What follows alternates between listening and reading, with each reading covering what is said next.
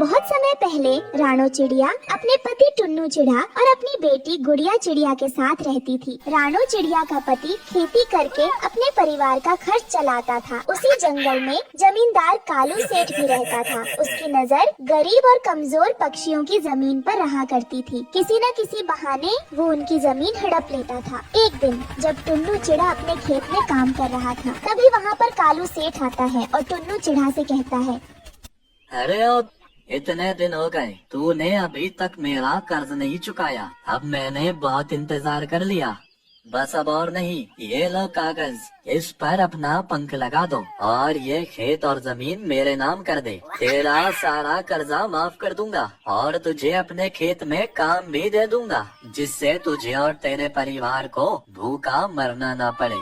आप किस कर्ज की बात कर रहे हैं सेठ जी? मैंने कब आपसे कर्ज लिया है? मैंने तो आज तक आपसे कोई कर्ज लिया ही नहीं है। फिर मैं अपना खेत आपके नाम क्यों करूं? सुबह सुबह आपने चढ़ा रखी है क्या? जाइए यहाँ से, मुझे बहुत काम है मेरे खेत में। अच्छा, तो तू ऐसे नहीं मानेगा। ये देख, तेरे पंख का निशान लगा है इस कागज पर। तूने मुझसे पूरे 50,000 रुपए उधार लिए हैं। मालिक, ऊपर वाले के लिए ऐसा जुल्म मत कीजिए मेरे ऊपर। आप ऊपर वाले से तो डरिए। अगर आप मेरा खेत ले लेंगे तो मैं अपने परिवार का पेट कैसे पालूंगा? मेरा परिवार भूखा मर जाएगा। मुझ पर रहम कीजिए मालिक। वो सब मैं नहीं जानता। आज से ये खेत मेरा हुआ। तू चल भाग यहाँ से, नहीं तो मेरे आदमी तुझे मार कर इसी खेत में दफना देंगे। फिर तेरे परिवार का कौन ख्याल रखेगा? इसलिए अभी भी समय है, चला जा यहाँ से। टुन्नू चिड़ा क्या करता, बेचारा रोता हुआ घर वापस आ जाता है। उसकी ये हालात देखकर उसकी पत्नी रानो चिड़िया उससे कहती है, अजी क्या हुआ? आपकी आंखों में आंसू? क्या हुआ है, जल्दी बताइए, मेरा जी बैठा जा रहा है। रानो, उस कालू सेठ ने झूठे कर्ज की बात कहकर मेरा खेत हड़प लिया। मैंने अभी तक उससे कोई कर्ज नहीं लिया है। वो झूठ बोल रहा है। ऐसा कैसे? मैं अभी जाकर देखती हूँ। कोई फायदा नहीं रानो उसके पास जाने का। पता नहीं कहाँ से मेरे पंख के निशान वाला कागज है उसके पास, जिसमें लिखा है मैंने 50,000 रुपए उससे उधार लिए हैं। ये कहकर टुन्नू चिड़ा को ऐसा सदमा लगता है कि वो खाट पकड़ लेता है। ये सब देखकर रानो और गुड़िया घबरा जाती हैं। बेटिया, तुम्हारे पापा की तबीयत आज बहुत खराब है। मैं डॉक्टर तोतराम को बुला कर लाती हूँ। तुम यहीं अपने पापा के पास बैठकर उनका ख्याल रखना। मैं जल्दी आ जाऊंगी। रानो चिड़िया डॉक्टर तोताराम को बुलाने जाती है। तभी उसे एक जगह किसी के करहाने की आवाज सुनाई देती है। रानो चिड़िया पास जाकर देखती है तो एक साधु बाबा बुरी तरह से घायल झाड़ियों के बीच पड़े करहा रहा था। पानी, पानी, कोई मुझे पानी पिला दो, मेरी मदद कर दो। तभी रानो चिड़िया जल्दी से उसके पास जाती है। बस बाबा, आप घबराइए नहीं, मैं आ गई हूँ। आपकी यह हालत किसने की बाबा? ये सब छोड़िए, मैं अभी आपको यहाँ से बाहर निकालती हूँ। आप परेशान मत होइए, मैं आपको कुछ नहीं होने दूंगी।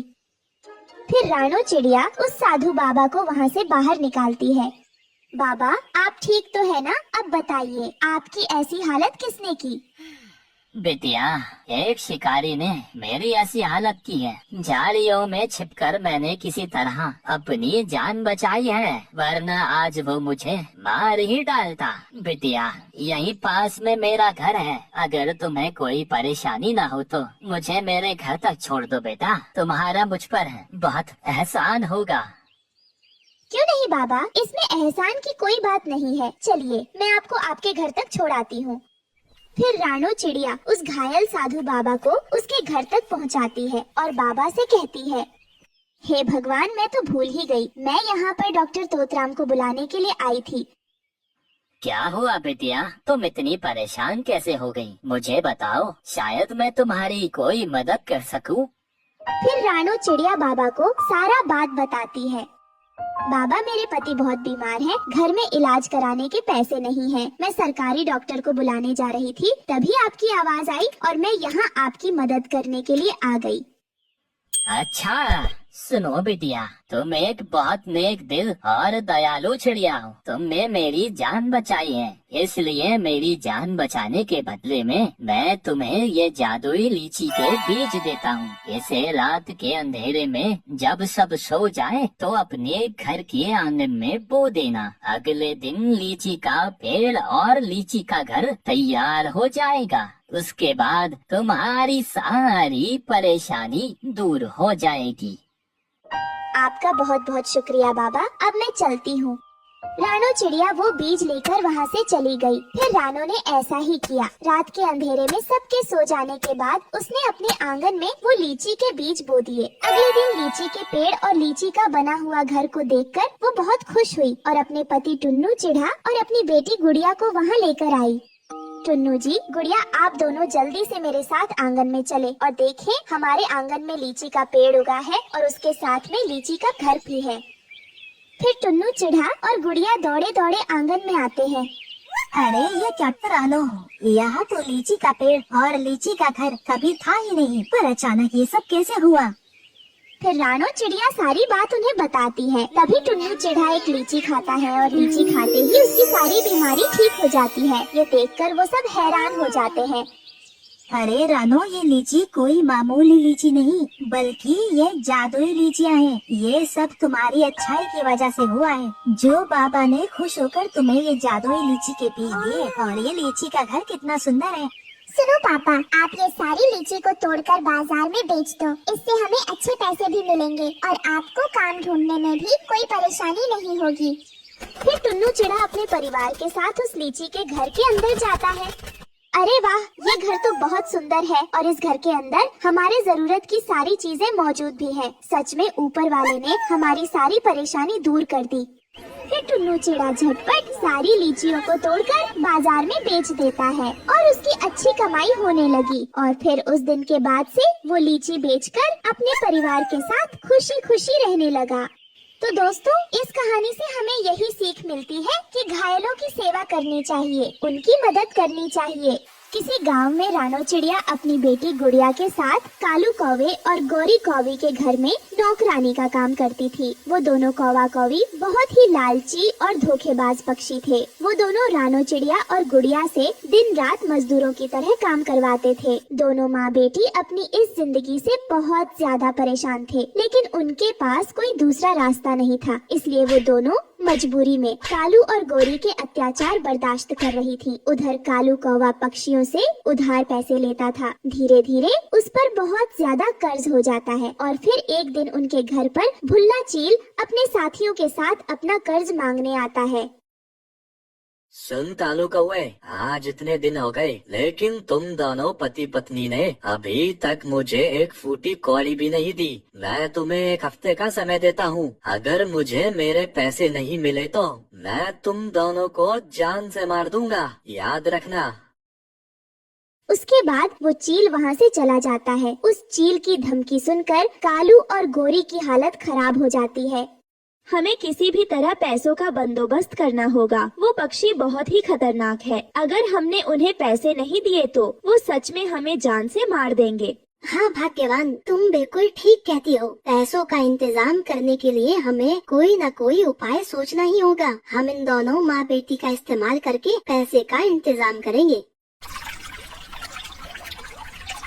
फिर अगले दिन कालू कौवा और गोरी कौवी रानो चिड़िया और उसकी बेटी को काली पहाड़ी पर जाने के लिए कहते हैं, क्योंकि वहाँ के रहने वाले पक्षियों का मानना था कि उस पहाड़ी के पास बेशकीमती मोती है। सुनो रानो, तुम अभी के अभी उस काली पहाड़ी के पास जाओ और हमारे लिए वो बेशकीमती मोती लेकर आओ, जिसे बेचकर हम अपना सारा कर्जा चुकाएंगे। मालिक, लेकिन मैं वहाँ कैसे जा पाऊंगी? आपको पता है ना, वहाँ पर खतरनाक। बस बहुत हो गया तुम्हारा नाटक, हम कुछ नहीं जानते। चुपचाप से तुम वहाँ जाओ, वरना तेरी इस बेटी को मैं जान से मार दूंगा। बेचारी रानो चिड़िया के पास कालू कौवे की बात मानने के अलावा और कोई रास्ता नहीं था। वो काली पहाड़ी पर जाने के लिए निकल जाती है। कुछ देर उड़ने के बाद वो पहाड़ी पर पहुंच जाती है, लेकिन उसे वहाँ पर बेशकीमती मोती नहीं मिलते। वो वापस घर आ जाती है, लेकिन कालू और गोरी उसे डरा धमकाकर दोबारा काली पहाड़ी पर भेज देते हैं। लेकिन इस बार रानो चिड़िया का सामना खतरनाक जानवरों से होता है, जिन्हें देखकर वो बुरी तरह डर जाती है। हे भगवान, ये क्या? ये जानवर यहाँ कैसे आ गए? मुझे यहाँ से किसी तरह निकलना होगा, वरना मैं इनका शिकार बन जाऊंगी। फिर रानो चिड़िया किसी तरह अपनी जान उन जानवरों से बचाकर वापस घर आती है। उसे खाली हाथ देख कालू कौवा आग बबूला हो जाता है।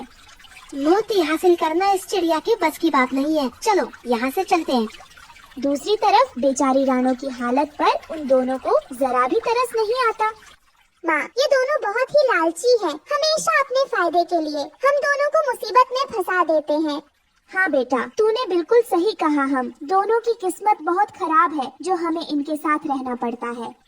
इस तरह देखते ही देखते कुछ दिन बीत जाते हैं। फिर एक दिन कर्ज वाले कालू को पैसे के लिए दोबारा धमकी देने आते हैं और उन्हें सिर्फ एक दिन का समय देते हैं। इस बात से कालू और गोरी दोनों बुरी तरह घबरा जाते हैं। मैंने सुना है कि पास वाले जंगल में एक बहुत ही खतरनाक तांत्रिक रहता है। अपने मंत्रों की शक्ति से वो पक्षियों को मारकर उन्हें जमीन में दफन कर देता है और अगले दिन मुर्दा पक्षी सोने के रूप में बदल जाते हैं। अरे वाह, ये तो तुमने बहुत अच्छी बात बताई। हम रानो और गुड़िया को उस तांत्रिक के हवाले कर देंगे। फिर तांत्रिक उन दोनों को मारकर जमीन में दफना देगा। उसके बाद दोनों का शरीर सोने के रूप में बदल जाएगा। इस तरह वो दोनों लालच में पड़कर रानो और गुड़िया को मारने का फैसला कर लेते हैं। दूसरी तरफ दोनों माँ बेटी उनकी सारी बातें सुन लेती हैं। ये दोनों तो अपने फायदे के लिए हम दोनों को जान से मारना चाहते हैं। मैंने ऐसा कभी नहीं सोचा था। हमें आज रात ही किसी भी तरह यहाँ से भागना होगा।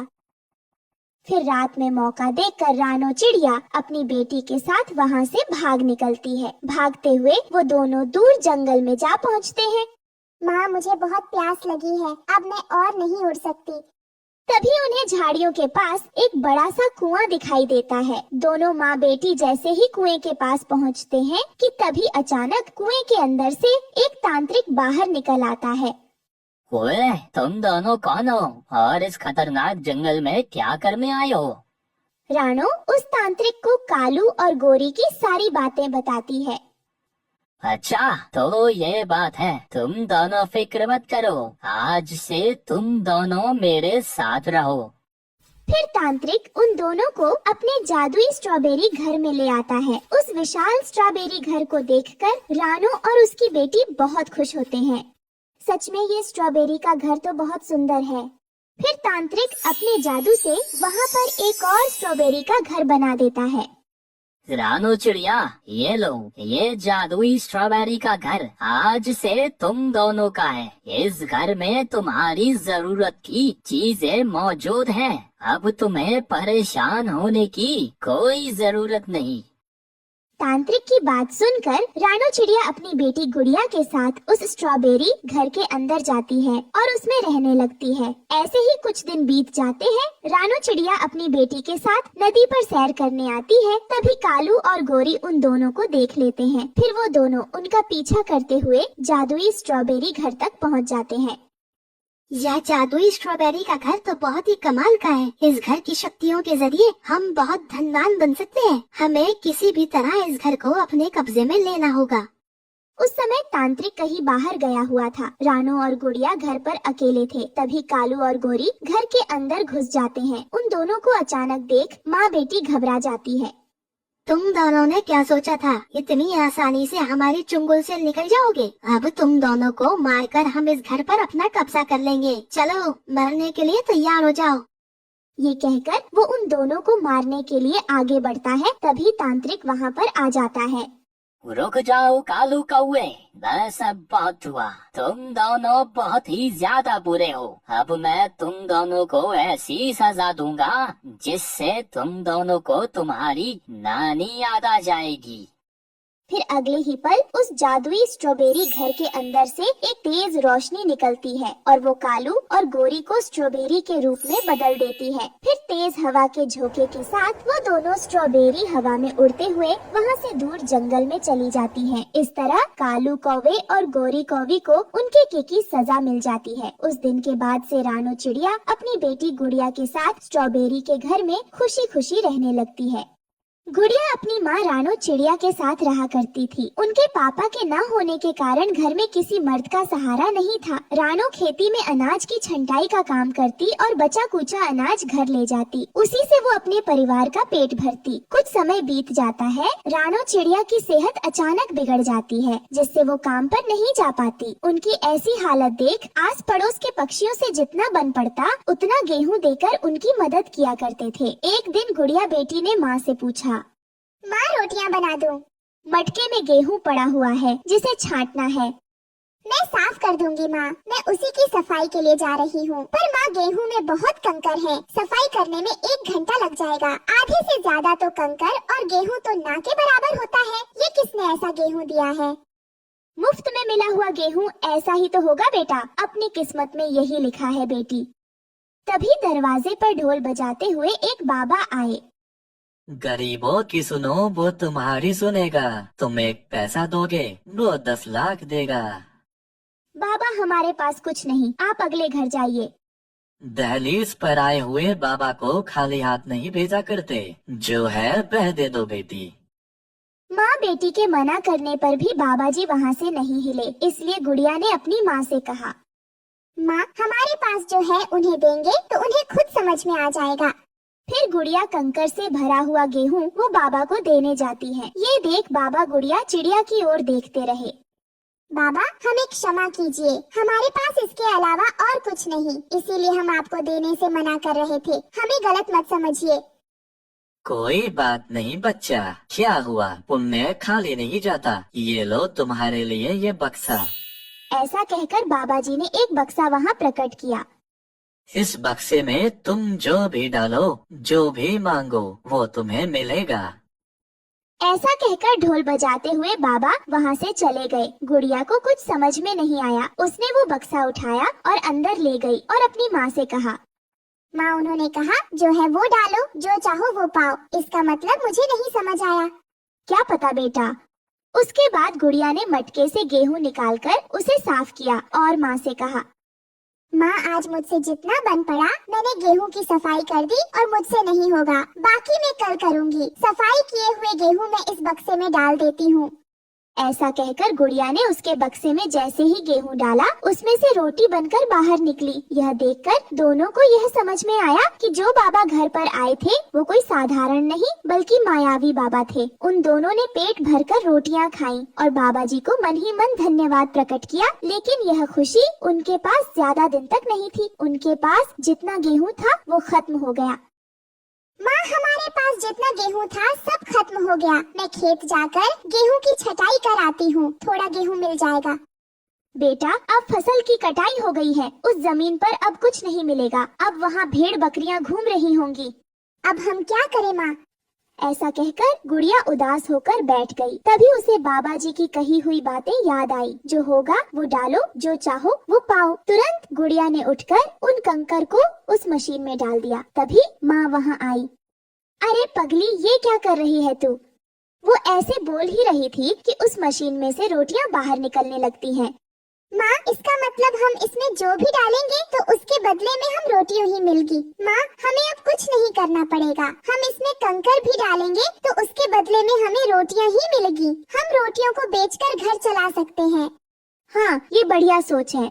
उसके अगले ही दिन से वो दोनों रोटियां बनाकर बेचना शुरू करती है। उनकी रोटियों का स्वाद बहुत ही अच्छा होने के कारण उनके पास पक्षियों की भीड़ लगने लगी। धीरे धीरे उन लोगों ने बहुत पैसा कमाया। ये सब उस जंगल में रहने वाले कालू कौवा से देखा ना गया। ये गरीब माँ बेटी रोटियां बेचकर इतना कैसे अमीर हो सकती हैं? कुछ तो दाल में काला है, आज रात पता लगाता हूँ। कालू रात होते ही रानो के घर की खिड़की से झांककर देखने लगता है। माँ कल के लिए मैंने ये कंकर लाकर रख दिए हैं, कल सुबह रोटियाँ बेचने हमें जल्दी चलना है। कंकर से रोटियां? कुछ समझ नहीं आया। कालू बेटा, यहाँ पूरी दाल ही काली है। कालू ऐसा सोचकर वहाँ से चला जाता है। सुबह होते ही गुड़िया वो कंकर उस बक्से में डालती है और उसमें से रोटियां बाहर आने लगती हैं। दूर बैठा कालू कौवा ये सब देख रहा था। अब आया ना ऊंट पहाड़ के नीचे। मुझे कैसे भी ये जादुई बक्सा चुराना होगा और मैं फिर घर बैठकर रोटियां तोड़ूंगा। कालू अपने घर जाकर जादुई मशीन चुराने का प्लान बनाने लगा। वहीं दूसरी तरफ रोटी ले लो, गर्मा गर्म रोटियां ले लो, ताजा ताजा आटे की रोटियां ले लो।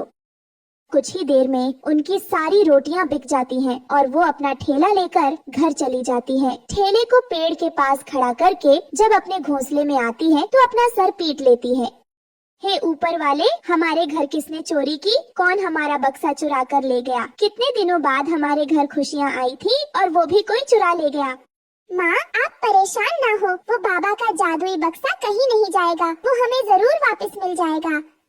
अब मैं इसमें कंकर डाल देता हूँ और फिर मजे से रोटियां खाऊंगा। कालू कौवा जैसे ही उसमें कंकर डालता है, उसमें से एक जोर का बिजली का झटका कालू को लगता है और जोर के झटके के कारण उसका घोंसला आग की चपेट में आ जाता है। कालू जैसे तैसे करके अपनी जान बचाकर दूसरे जंगल भाग जाता है। अगली सुबह, माँ, मैं पानी लाने जंगल जा रही हूँ, आप अपना ध्यान रखना। गुड़िया पानी की तलाश में इधर उधर भटक रही होती है। तभी उसकी नजर झाड़ियों के पीछे पड़े जादुई बक्से पर जाती है। वो तो शायद जादुई बक्सा है।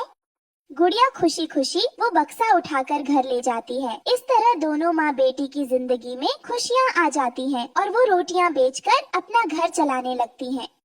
दुष्ट कालू कौवा रोजाना अपना चेहरा छिपाकर पहाड़ों पर बैठ जाता और किसी भी आते जाते पक्षियों का भोजन छीन लेता। आज मिट्ठू तोता अपने लिए अपना सेब लेकर आ रहा था। कितना लाल है मेरा सेब, कितना मीठा है मेरा सेब। आज मिट्ठू खाएगा लाल सेब। ये कहकर मिट्ठू तोता अपना सेब लेकर जा रहा था। वो अभी पहाड़ों की तरफ पहुंचा ही था कि पीछे से कौवा अपना चेहरा छुपाए आता है और वो मिट्ठू का सेब लेकर भाग जाता है। मिट्ठू तो वहीं बैठकर रोने लग जाता है। ले गया वो कमबख्त जालिम मेरा सेब, ले गया। पूरे 1 महीने बाद मुझे आज सेब खाने को मिला था। मैं बताऊंगा सबको, बताऊंगा, न्याय चाहिए मुझे। फिर ऐसे रोते हुए मिट्ठू जंगल वापस आता है। भैया, क्या हुआ? आप रो क्यों रहे हो? रानो, मैं रो ना तो क्या करूं? मेरा सेब, मेरा सेब। भैया शांत हो जाओ, क्या हुआ आपके सेब को? वो पहाड़ी वाला डाकू आज मेरा सेब छीन कर भाग गया और मैं तो उसे पहचान भी नहीं सका। भैया ये लो, आप ये दाना खा लो और शांत हो जाओ आप। देखना, एक ना एक दिन वो जालिम जरूर हमारे हाथ पड़ेगा। वाह वाह, लाल है ये सेब और बहुत मीठा भी होगा। कैसे गाने गाते हुए जा रहा था मिट्टू, मगर मैंने उसे रुला दिया और छीन लिया उसका सेब। वो दुष्ट कालू कौवा ऐसे खुद से बातें करता है और फिर मिट्ठू से छिना हुआ सेब खाने लगता है। शाम को सभी पंछी एक पेड़ के नीचे इकट्ठे होते हैं। कल लाडो का भोजन छीन लिया उस जालिम ने और आज मिट्ठू का सेब छीन लिया। अगर ऐसे ही चलता रहा तो कोई भी नहीं बचेगा हम में से। मैं तो जब भी भोजन लेकर उस रास्ते से गुजरता हूँ तो मुझे तो बहुत डर लगता है। दूर से कालू कौवा भी पक्षियों को इकट्ठा देख लेता है। मुझे वहाँ जाना होगा, अगर ना गया तो सब मुझ पर शक करेंगे और मैं पकड़ा जाऊंगा। फिर कालू कौवा दूसरे पक्षियों के पास जाता है और वहाँ जाते ही जोरों से रोने लग जाता है। मिठाई, मेरी मिठाई, मेरी मिठाई भी छीन ली उस जालिम ने और मुझे बहुत मारा, मगर मैंने शोर नहीं मचाया क्योंकि अगर मैं शोर मचाता तो वो मुझे जान से